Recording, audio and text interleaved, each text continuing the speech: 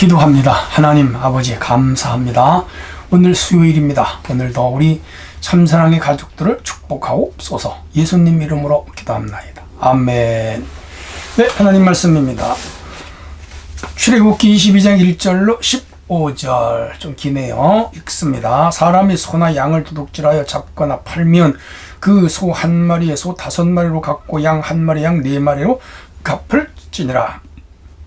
2절 도둑이 뚫고 들어오는 것을 보고 그를 쳐 죽이면 피 흘린 죄가 없으나 해 돋은 후에 피 흘린 죄가 있으리라. 도둑은 반드시 배상할 것이나 배상할 것이 없으면 그 몸을 팔아 그 도둑질한 것을 배상할 것이요.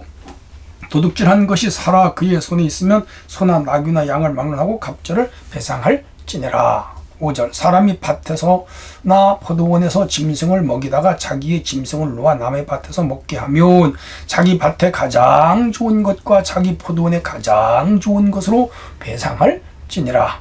불이 나서 가시나무에 땡겨 낯가리나 거두지 못한 곡식이나 밭을 태우면 불러온 자가 반드시 배상할지니라. 사람이 돈이나 물품을 이웃에게 맡겨 지키게 하였다가 그 이웃의 집에서 도둑을 맞았는데 그 도둑이 잡히면 갑절을 배상할 것이요.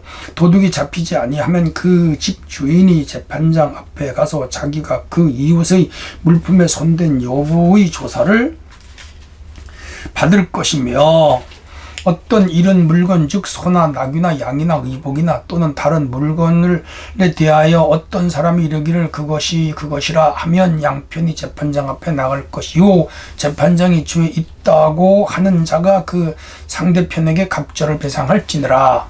사람이 소 나귀나 소나 양이나 다른 짐승을 이웃에게 맡겨 지키게 하였다가 죽거나 상하거나 끌려가도 본 사람이 없으면 두 사람 사이에 맡은 자가 이웃의 것에 손을 대지 아니하였다고 여호와께 맹세할 것이요 그 임자는 그대로 믿을 것이며 그 사람은 배상하지 아니하려니와 만일 자기에게서 도둑을 맞았으면 그 임자에게 배상할 것이며 만일 찢겼으면 그것을 가져다가 증언할 것이요 그 찢긴 것에 대하여 배상하지 아니할지니라.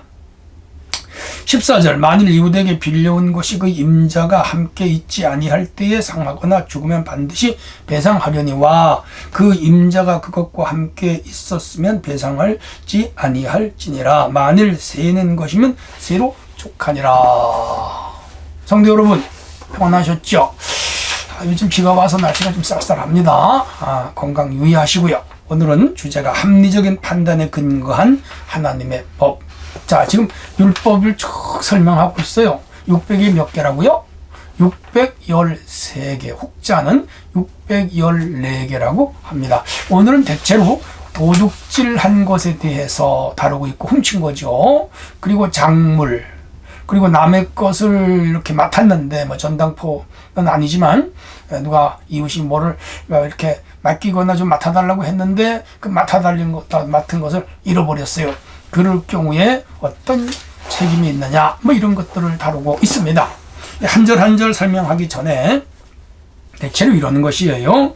상대방에게 끼친 손해에 대한 배상법 혹은 보상법, 그런 것이 오늘날도 우리가 배상을 하거나 보상을 해야 하는 법률이 있죠. 이는 이웃에게 절대로 피해를 입히지 말아라 이 말입니다. 사람이 살아가면서 내 이웃에게, 다른 사람에게, 타인에게 해를 입혀서는 안 됩니다. 정신적으로, 물질적으로, 금전적으로, 신체적으로 해를 입히면 절대로 안 되고, 특별히 믿는 사람들은 더욱 그래야 됩니다. 3500년 전에 율법을 만들면서 하나님께서 세심하게 배려하심에 참 놀래요. 대략 제가 정리를 해봤더니 우발적 범죄와 고의적 범죄에 대해서 그 형벌의 차등을 두었어요. 오늘도 마찬가지죠. 고의성이 있느냐 고의성이 없느냐에 따라 형벌이 다릅니다. 예를 들어서 술을 먹고 만취한 상태에서 범죄한 경우 오늘도 과실치상으로서 경찰이나 검찰에서 형량을 가볍게 합니다. 그러나 고의적으로 죄를 범할 경우에는 그 형량이 높죠. 이건 다 율법 정신. 사실 율법 전에 상식 전에 인간에는 양심이 있죠. 이런 원리가 법으로 만들어진 것이죠. 대개 우발적 범죄는 배상이 약하고 또 고의적 범죄는 배상을 높게 만들어 주셨습니다. 다음에 훔친 소유는 2배를 배상하고 죽이거나 그 훔친 것을 팔아버린 경우에 따라 5배, 경우에 따라 4배를 배상하게 함을 볼 수가 있습니다. 집에 침입한 자에 대해서 낮에 그 침입자를 죽인 경우와 밤에 침입자를 죽인 경우, 즉 정당방위죠. 정당방위를 했어도 낮에 한 것과 밤에 한 것에는 벌을 차등을 뒀어요. 왜냐하면 상황을 판단할 수 없는 상황에서 정당방위와 상황을 판단할 수 없는 상황에서의 정당방위는 달랐어요. 낮에 정당방위를 했다면 충분히 파악을 했을 것이고 그 정당 범위의 그 강도가 강했느냐 약했느냐를 판단할 수가 있겠지만 밤에 정당방위를 했다면 상황을 판단할 수 없었기 때문에 사람을 죽이거나 너무 과도하게 했어도 용서가 됐다. 그런 얘기죠. 굉장히 합리적이죠. 그 다음 사람 가축을 맡았는데 책임을 져야 되고 불가항력적 상황에서도 책임을 져야 됐습니다.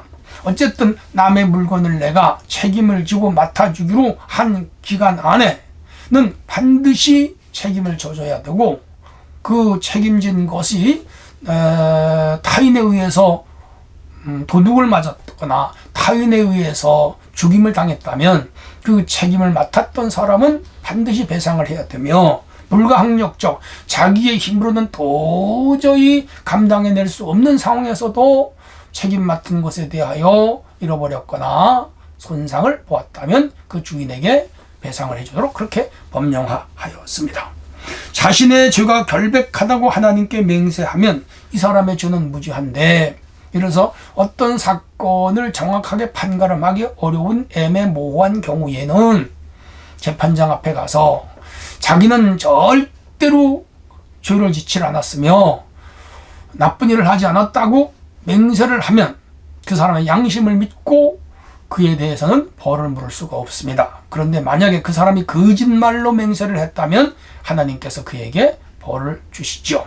그러므로 그 사회에서 약속이 얼마나 중요했으며 또 자기가 잘못하지 않은 것에 대해서는 끝까지 하나님께 맹세하여 죄를 받거나 벌을 받지 않도록 하는 그러한 법도 있었습니다.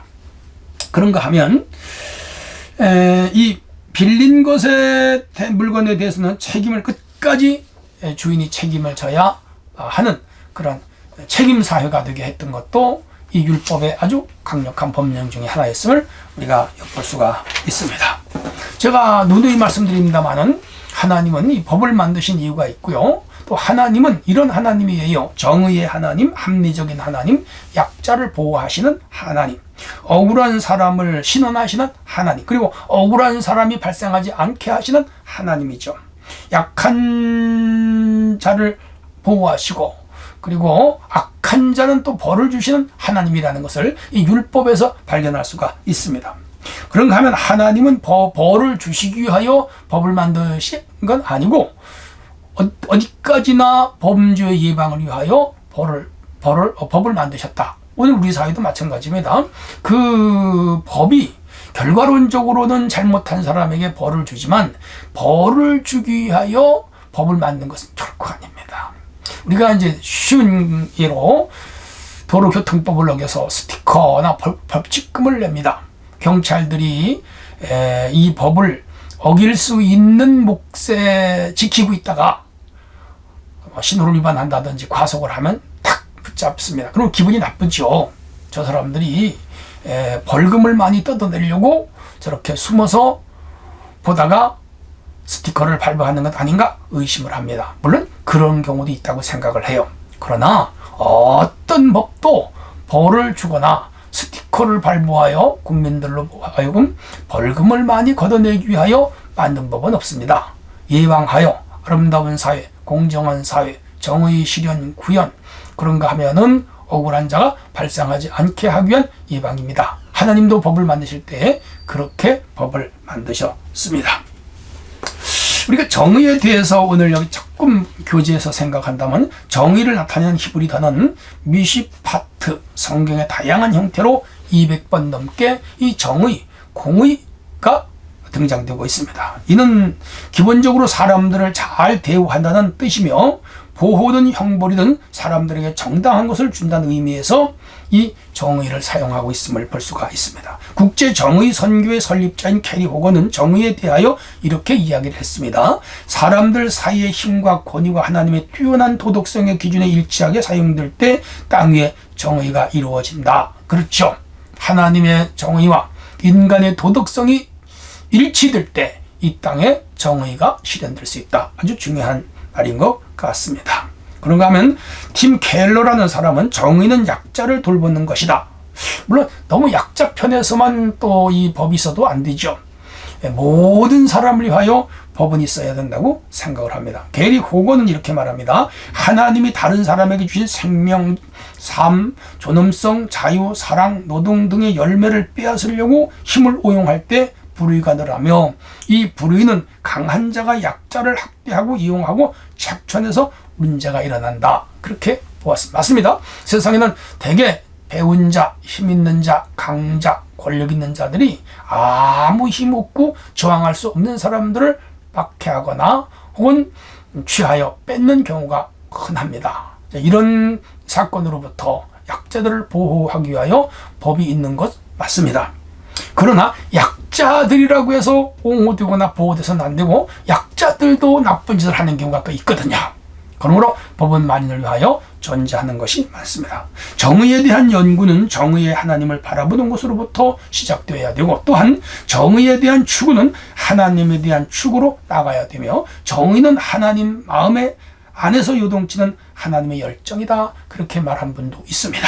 전능하신 하나님은 정의의 하나님인 것은 틀림이 없습니다. 그러나 이 정의를 우리가 어떻게 정의하는 참 어려운 얘기지만은 그러나 우리 하나님은 공명정대하시고 공평정대하신 하나님이다. 틀림없습니다. 고로 하나님을 닮았다면 우리는 삶 속에 이웃과의 관계에서 자신과의 관계에서 모든 사람과의 관계에서 정의를 실현하면서 살아가야 됩니다. 그게 뭐지요? 법입니다. 그러므로 법치주의, 법 안에서 사는 것 중요하고 천국도 사실은 이 법을 잘 지킨 자들이 가는 것이죠.